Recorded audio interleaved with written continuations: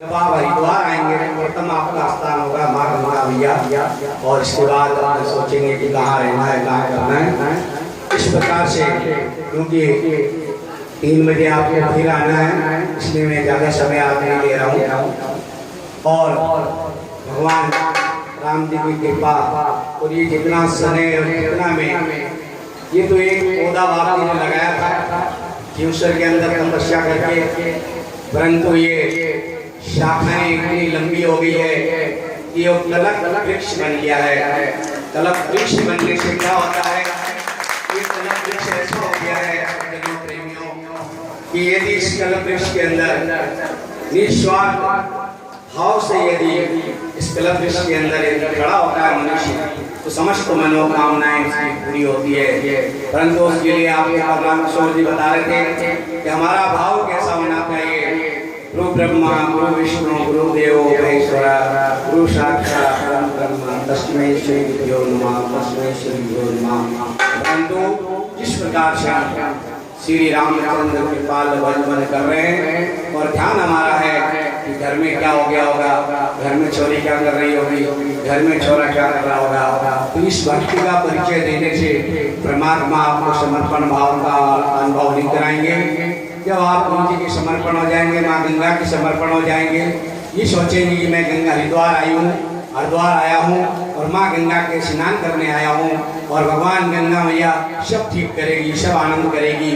और इनके आशीर्वाद लेकर के जो भी कुछ कमी है जगत गुरु स्वामी रामंदाचार्य जी का आशीर्वाद लेकर के और जगत श्री 108 श्री बाबा राम कुमार दास जी महाराज की उस तपस्या को याद करते हुए जब आप अपने घर जाएंगे तो आपको सब कुछ ठीक ठाक, जो आपके मन में कभी सोचा नहीं था वो भी आपको आएगा। ये कैसे हुआ कि माँ गंगा का बड़े बड़े चमत्कार है। मैं तो प्रत्येक वर्ष लोगों को कहता हूँ और बार बार कह रहा हूँ, आज फिर कह रहा हूँ, आप ये ना सोचें कि हम लोग यहाँ आए हैं। मैं प्रत्येक अपने भक्तों से, कुछ भक्त यहाँ भावक लोग हो जाते हैं, जैसे राकेश हो गए, उपराज हो गए, बाबू हो गया, ये कुछ भक्त ऐसे भावक हो जाते हैं, सोचते हैं अधिक से अधिक बाप जी के शिष्य बने, अधिक से अधिक संख्या बढ़े। मैं इनको हमेशा समझाता हूँ, जो स्वयं चल के आए वो दीक्षा का अधिकारी होना चाहिए, ना कि उसको हम किसी प्रकार से।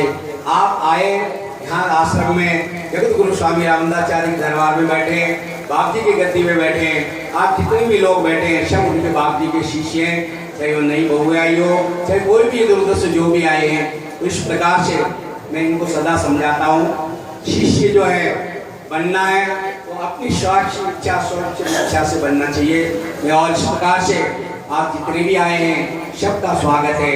जिससे मैं परिचय नहीं कर पाया, बात नहीं हो पाई, ऐसा तो आज कोई समय नहीं होगा जो गुरु पूर्णिमा में आए और बात ना हुई हो, फिर भी ऐसे कई व्यक्ति रह जाते हैं। और इस प्रकार से, और अभी कल का प्रोग्राम है और कथा कर रहे हैं राम किशोर जी, तो श्री मैं राम किशोर जी से कहूँगा 2 मिनट जो है खड़े होकर के, और सबके जो है आप कथा में बैठ रहे हैं, मैं उनको माला पहना करके और उनको स्वागत कर रहा हूँ। और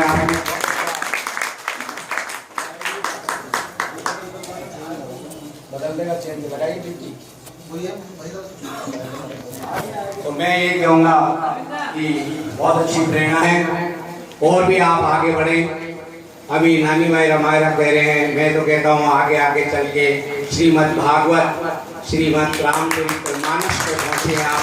बहुत अच्छी आवाज़ है, भगवान आपके गले में सरस्वती विराजमान है, जुगल जी हैं, जोधपुर से कलाकार आए हुए हैं, वो सब जो है भगवान की माँ सरस्वती की बड़ी कृपा है इन कलाकारों पे। तो ये कलाकार जो हैं, मैं तो ये कहता हूँ कि आप आगे बढ़ें और रामचरितमानस का भी पाठ का अध्ययन करें और आगे बढ़ें। ये तो चलता है, कभी 5 आदमी, कभी 10 आदमी, कभी 100 आदमी। हमने कभी सोचा नहीं था, हम जब यहाँ बैठे थे कभी सोचा नहीं था कि इन माताओं का दुलार मिलेगा, इन भाइयों का स्नेह मिलेगा। और ये सब जो है बाप जी तो हम लोगों को सदा साथ रहते हैं, फिर भी एक मनुष्य हैं, कभी ना कभी भटक जाते हैं, सोचते हैं कि अब गुरु नहीं रहे, अब हमारा क्या होगा, अब हमें कौन पालेगा, इस प्रकार से। परंतु फिर भी हमारे समस्त गुरु भाइयों का सहयोग रहा और सबसे बड़ा सहयोग जो है महान रामदयाल दास जी महाराज आए हुए हैं, बुड्ढे हैं जो जालंधर से आए, अभी आपके बीच में बैठे थे। ये सारा आशीर्वाद उन्हीं का है। उन्होंने कहा बेटा कोई चिंता नहीं कर, तू बैठ जा, जो होगा हम करेंगे, चाहे मुझे प्लॉट बेचने पड़े, चाहे आश्रम बेचना पड़े, पर रामानंद आश्रम का दरवाजा बंद नहीं होने दूंगा, मैं सत सेवा करता रहूंगा।